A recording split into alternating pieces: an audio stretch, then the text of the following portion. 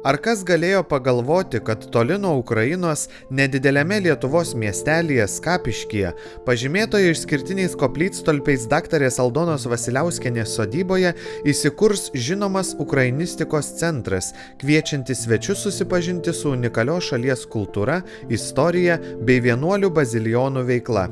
Sodybos šeimininkė, gerbiama daktarė Aldona, yra šiais metais paskelbto Ivano Kuncevičiaus Švento Juozapato gyvenimo ir veiklos nepailstanti pasakotoja, Švento Bazilijaus didžiojo ordino Lietuvoje ir Ukrainoje istorijos tyrinėtoja ir skleidėja. Parodoje Pažintis su Ukrainos kultūra pristatomi leidiniai atkeliavę kaip dovanos iš įvairių renginių, konferencijų ar rengiant spaudai įspūdingas monografijas iš Lvovo, Kijevo, Vatikano ar tolimosios Brazilijos, bei nešantį žinią apie Šventojo Bazilijaus didžiojo ordiną.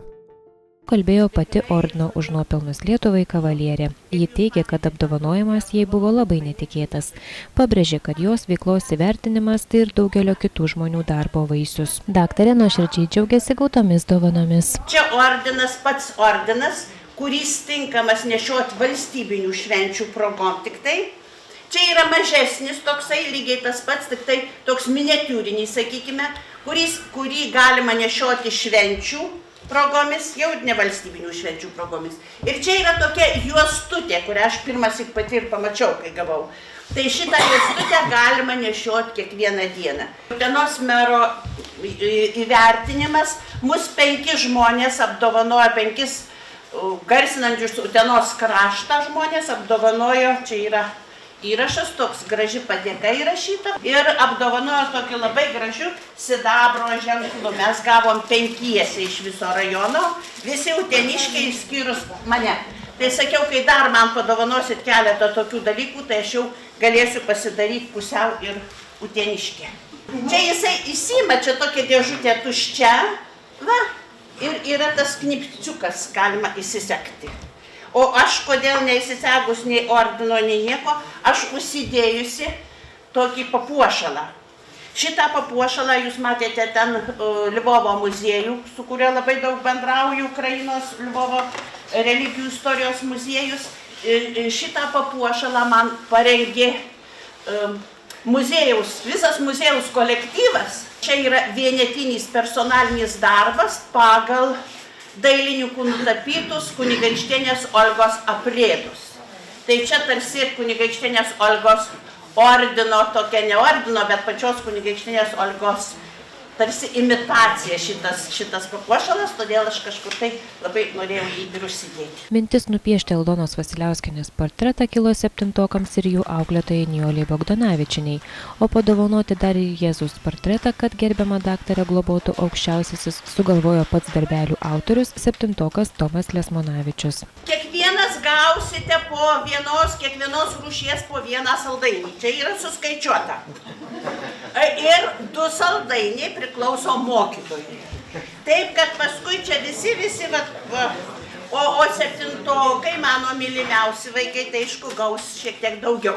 Direktorė, prašom. Kas Lietuvoje? Taigi šitą tokią gražią progą dovanoju ir šitą knygą mokyklos bibliotekai. Šitokią pačią knygą padovanoju ir Kupiškio bibliotekai. Matyt, ir ką yra?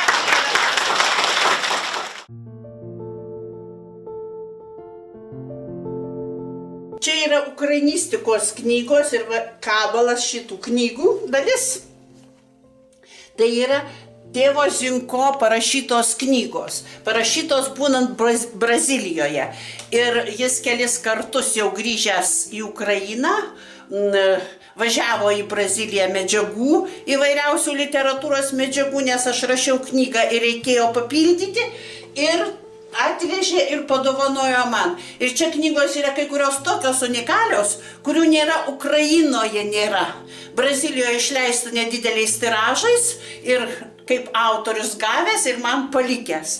Ir todėl aš laukiu, kai atvažiuos iš Ukrainos, iš bazilijonų archyvo, kas nors tokio, kad dar kol kas noriu čia pasidžiaugti, pasigirti, o paskui, kad galėčiau padovanoti. Čia po Zinko mirties išėjo turėjo jam knygelę ukrainiečių kalba skirta. Ir po jo mirties jis labai laukė šitos knygos, kurią aš daug metų rašiau. Antroji dalis yra skirta Vasilijui Zinko, jo biografijai, surinkta daug medžiagos, iš tikrųjų tai pirmąsyk tokia medžiaga surinkta ir pateikta spaudai. Knyga rašyta lietuvių kalboje, bet reziumės, įvadai įvairūs yra ne tik tai ukrainiečių, bet ir anglų kalba, taip pat yra ir dar panaudota ir portugalų kalba, kad galėtų Brazilijoje skaityti, ir italų kalbomis. Tai taip, kad knygą gali daug kas su ja susipažinti ir su ja šnekėti. O čia šita knyga atsirado, jos atsiradimo labai įdomi istorija, todėl kad tėvas Zinko atvažiavęs, jau grįžęs iš išeivijos į Ukrainą, kada galėjo grįžti, nes vaikystėje su tėvais pasitraukė į Braziliją, tada didelė buvo visų ukrainiečių emigracija. Ir atvažiuodamas į bazilionus, vis girdėjo, ką čia padarė bazilionai. Ką padarė bazilionai, kad jų indėlis buvo nepaprastai didelis. Įkurta mokykla, vienuolynas, bažnyčia pastatyta ir ne tik tai toje vietoje, bet daugelį Lietuvos vietų. Bazilionai garsėjo savo knygų leidybą, garsėjo ir dvasingumu, garsėjo ir kultūros kėlimu. Ir šita vietovė, netgi ta vietovė Padubisis, kur buvo įsikūrę pakviesti iš Vilniaus bazilionai, net šita vietovė buvo pavadinta bazilionais. Nuo to, kad vienuoliai ten gyveno ir vystė labai plačią veiklą. O Švento Bazilijaus didžiojo ordinas, kurio yra bazilionai, įsikūrė 1617 metais ir jo įkūrėjas yra Šventas Jozapatas.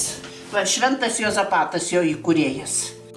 Girdėdamas visą laiką tą tokį džiaugsmą, kad bazilionai, ukrainiečiai čia šitiek padarė, toj Lietuvoj, Zinko vienąsyk ir sako, o aš žinau lietuvaitę Vandą Rimkevičiūtę, kuri daug nuveikė Brazilijoje.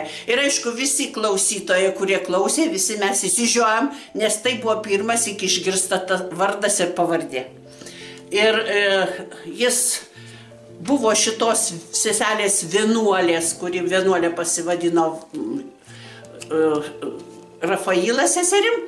Šitos vienuolės buvo ir dvasios vadas, ir su ja daug bendravo, ten ir mokyklą kūrė kartu, ir paskui net ir palaidojo ją. Ir jis rado užrašus, nes kaip žurnalistas, kunigas žurnalistas, jis mėgo užsirašinėti. Jis surado tos užrašus ir parašė knygą ukrainiečių kalba. Kai jis atvežė išleistą tą knygą, Ukrainoje ta knyga išleista jau 3 kartus perleista, jisai paprašė išversti, knyga buvo išversta į lietuvių kalbą ir parašyti didžiuliai komentarai. Knygos ir komentarų rašymas užtruko faktiškai 8 metus. Na, paskui buvo išsiųsta į Romą ir tai pirmas leidinys lietuvės, sakykime, mokslininkės, išleistas Romoje tėvų bazilijonų kaip analektos tomas, mokslo darbų tomas Prokopčiukas. Čia 3 ambasadoriai lankėsi yra.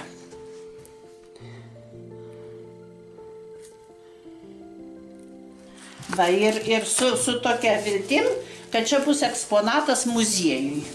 Tai taip, kad, žodžiu, džiaugiuosi, kad įsipildė jo noras. O čia yra herbas, vadinasi trizubcai, tai kaip 3 dantys. Jis labai panašus savotiškai į mūsų Gedimino stulpus. Panašumas yra, jeigu žiūrint.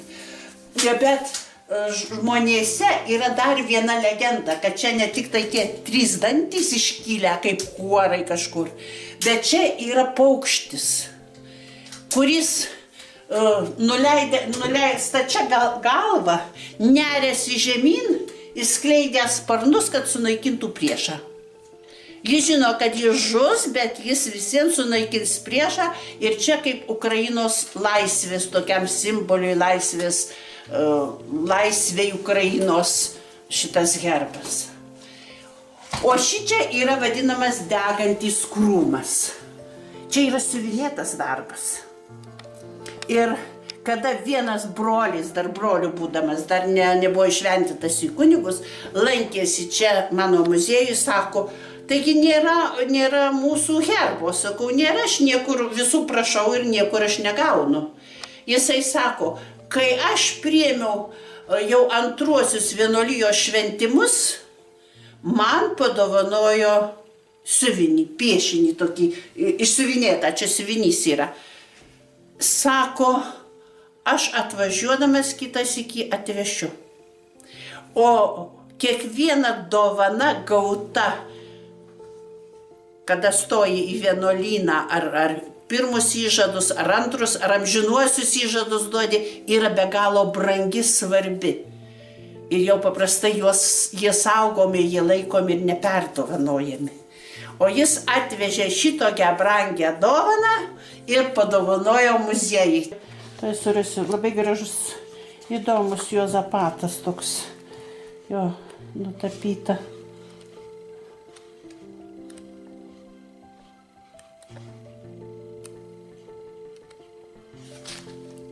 Iš viso pasaulio buvo suvažiavę ukrainiečiai ir bazilijonai, ir studitai, žodžiu, visi unitai.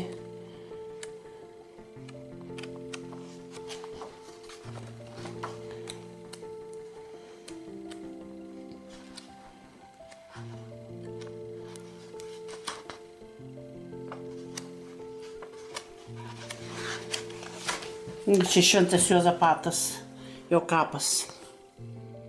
Mes pradėjom pirmieji konferencijas skirtas vienuoliams bazilijonams.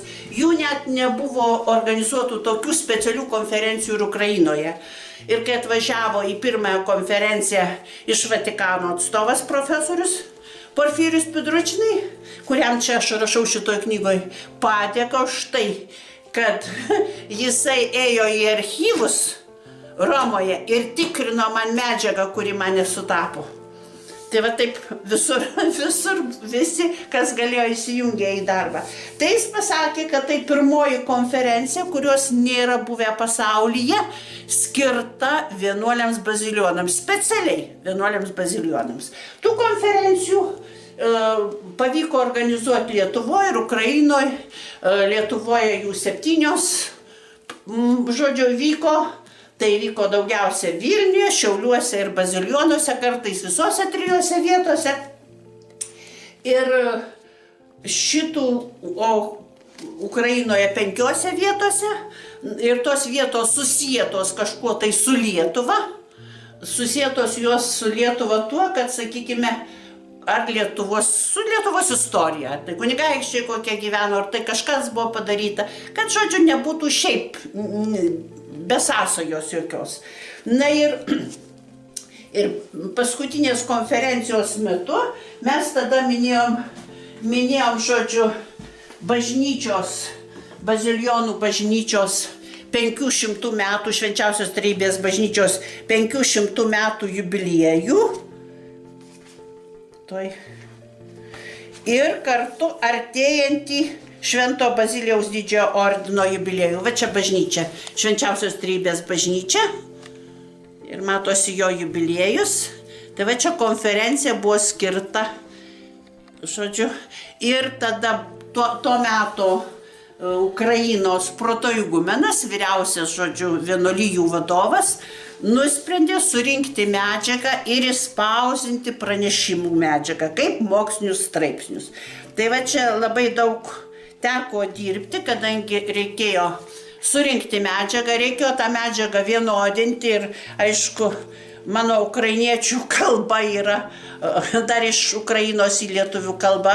Ukrainiečių galiu išversti ir gerai išverčiu, bent įsivaizduoju, bet išversti į ukrainiečių kalbą negaliu nieko, žinau tik, kai skaitau, kad neteisingai išversta. Tai va, tai čia reikėjo ieškoti vertėjų, nes knyga yra dviem faktiškai kalbom. Lietuvių ir ukrainiečių kalbomis. Nes jeigu pranešimas visas yra ukrainiečių kalba, tai tezės lietuviškai. Tai taip, kad gali ir lietuvis skaitytojas gali žinoti, apie ką kalbama, kaip kalbama.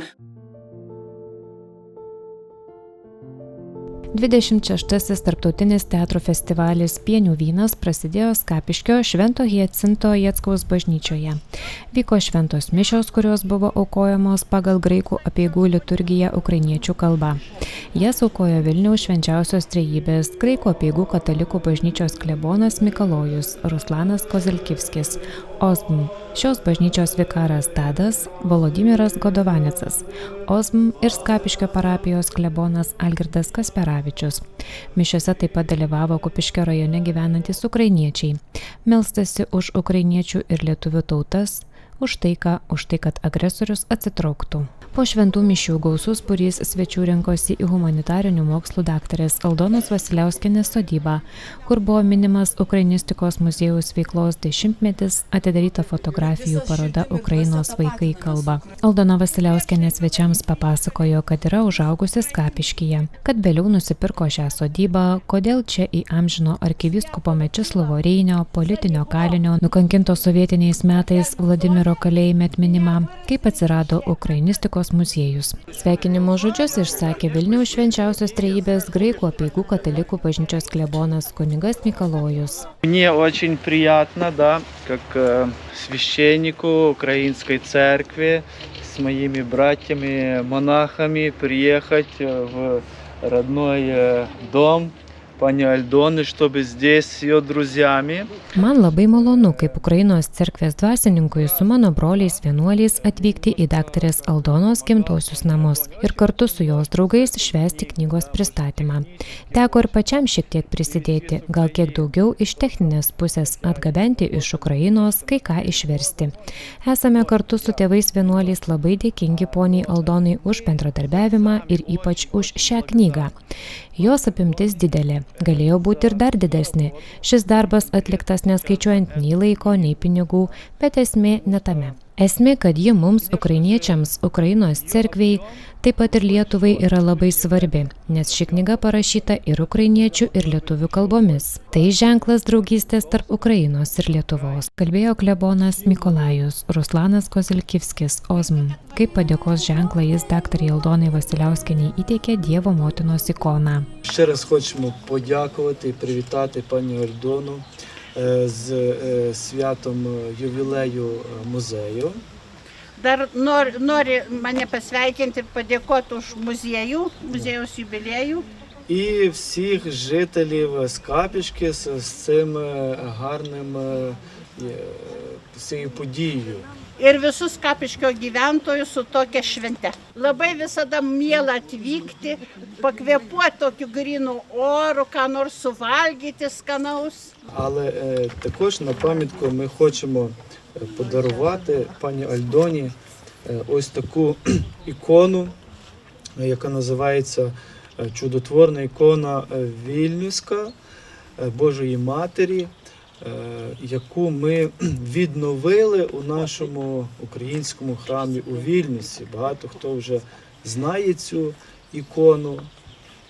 Norim padovanoti tėvai bazilijonai ikoną Dievo motinos su kūdikiu, kuri atnaujinta yra ir yra Vilniuje, Švenčiausios Trejybės graikų apeigų katalikų bažnyčioje. 1604 metai į Lietuvą atvežama bulė apie kunigaikščio Kazimiero paskelbimą šventuoju. Jis buvo paskelbtas 602 metais, tas šventumas jo, bet iš Romos ta bulė tik tai po 2 metų keliavo, todėl kad vyko karai ir vyko paskui visokiausios buvo ligos, epidemijos, šiltinė ir visokios kitos bėdos. Tai buvo laukiama, kol viskas praeis, kad galėtų atvažiuoti ir, žodžiu, ir atvežti tą popiežiaus bulę, popiežiaus raštą.